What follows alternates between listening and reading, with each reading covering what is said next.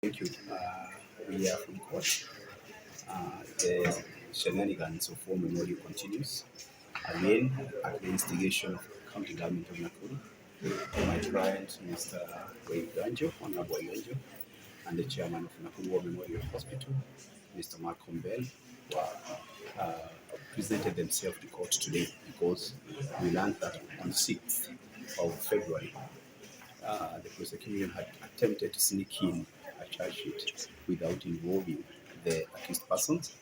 And when we learned that, we were able to come and say to the court that we were always ready and willing to present ourselves. And today we presented Mr.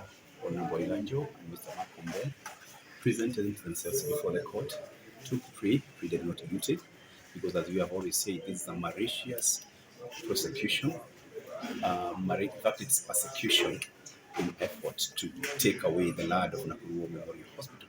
So the speaker is here and he can say where he has been, because there is an allegation that he has been in the land. Basically, thank you. My name is Ashira Iganja. I'm an advocate in the High Court of Kenya and the extension and the Speaker of the County Assembly.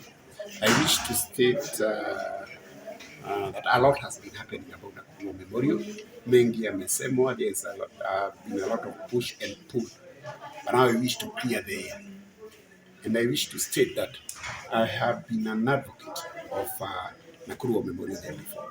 And I'd like to give a brief history of what is Nakuru Memorial Hospital. Nakuru Memorial, it's a hospital that sits on 25-acre parcel of land. And the 25-acre also include the landing for the president. And that landing is not only for the president, but also for the patients who are being airlifted. And the same has happened since the days of President Kenyatta, since the days of President Moi, President Kibaki, President Uhuru, and the current regime, they still use that landing. And that land was allocated by colonials in 1924. But Nakuru Memorial is a private entity owned by an individual, just like any other company. It was started back in 1927. To date, it is one of the best hospitals that we have. And therefore, the lease expired sometimes back in 2020 or thereabout. It was a 99 or 95-year lease. And upon expiration of every leasehold, the person who owns that land has the right to renew that lease unless he writes expressly. So upon expiration of that lease, the Nakuru Memorial, they proceeded and renewed the lease. And therefore, one thing that I would like to say, the county government of Nakuru has been trying by all means to grab that land. And I also wish to say that that hospital, despite giving the best services, has been even philanthropic enough to host the annex, which is a private view of PTH. At no cost, 10 at a 20. That is it. I also wish to state that once the civil suit was taken to court, when they attempted taking over the hospital, the court gave orders that the hospital go back to the directors. But there has been contact. The goods have been getting there. And I like to say to the people of Nakuru, you can see what the county government is doing. And I must say, shame on you, county government of Nakuru. Because this is untenable, disobeying of order. It has gone to a next step of disconnecting dialysis machines when patients are there. You wonder what kind of regime we are living in. I must also say, they have been saying that the Nyandarua County Assembly Speaker has been on the high. I am here. I have never been summoned. Until 3 days ago, when I told me that there are summons. I have presented myself. I'm not afraid to say. So what they are doing, they have intimidated directors. It has failed. They have intimidated patients now by disconnecting those dialysis and whatever. It has failed. They are intimidating advocates. It will not work. And the only way to lose a case is, number one, obeying the court orders. Number two, presenting your evidence. We litigate. The right person, the truth, shall be. So they are trying to be juicy by all means. They are trying to spice their case. At least they are happy. Kesi yao iko na daktari, iko na wakili, iko na mzungu. And I'm told they want to charge a pastor somewhere. That will not help them. Let us ride in the corridors of justice.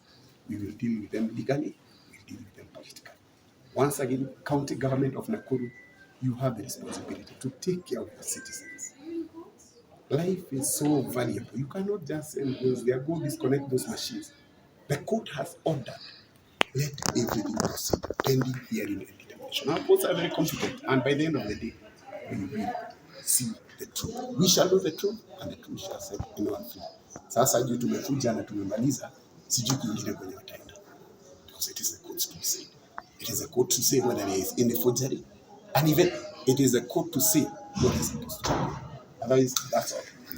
By you saying you're the counsel for the hospital, are you the one who oversaw the extension of the...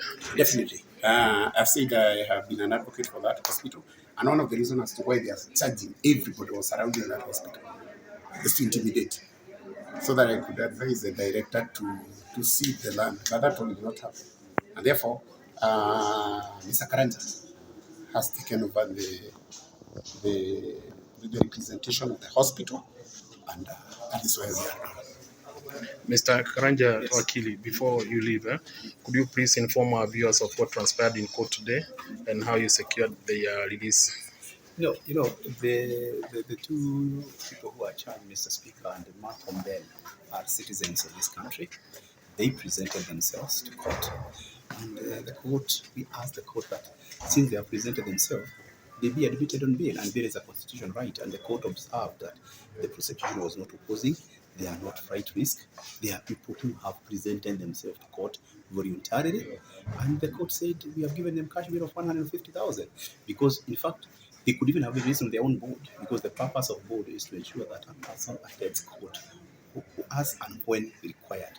And as you have, the speaker has said, this drama goes on and on and on. And the only reason why they brought the speaker is so that the case can be seen to be a big case. We have brought a speaker of a county assembly, Nyandaro.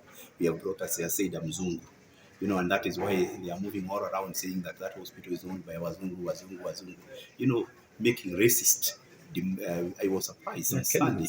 Very many racist remarks were made by none other than Her Excellency the Governor about Wazungu. These are Kenyan citizens. If you want to know who are the members, I think if you can make a requisition, and an answer will be given who are the owners of Nakuru Memorial Hospital, other than just making ratio remarks against investors.